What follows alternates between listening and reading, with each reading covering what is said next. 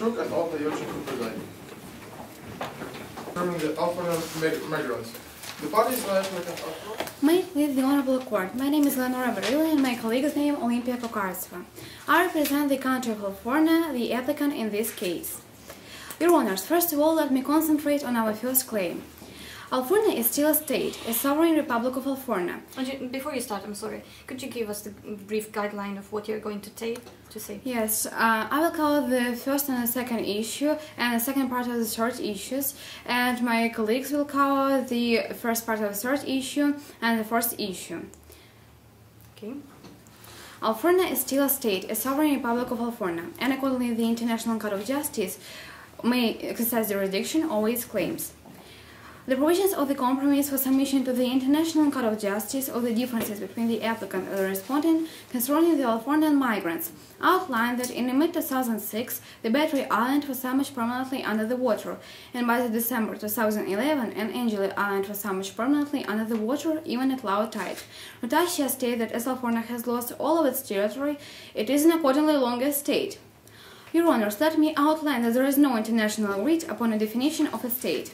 Actually, in attempting to define states, the problem then is not an absence of academic sources. Scholars provide a wealth of guidance on the matter.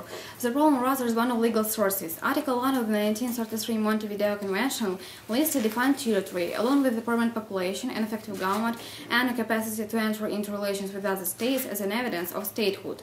This criteria are generally accepted as representing customary international law.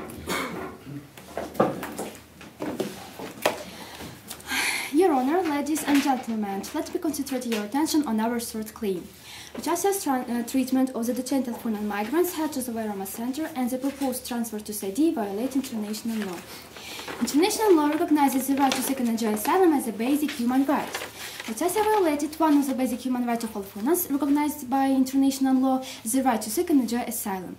The Universal Declaration of Human Rights recognizes the right to seek and enjoy asylum as a basic human right. In exercising this right, asylum seekers are often forced to arrive at or pass to the country of asylum illegally.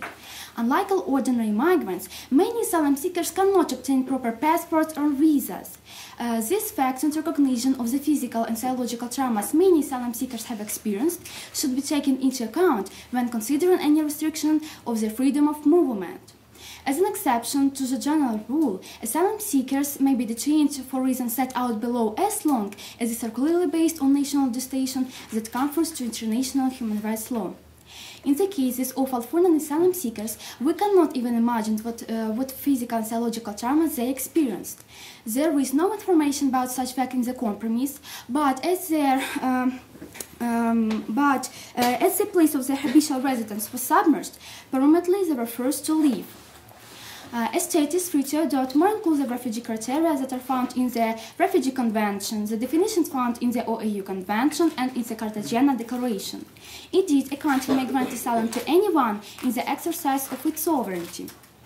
But Californians were not given asylum. They were brought to the Veroma Center. So think about this and good luck.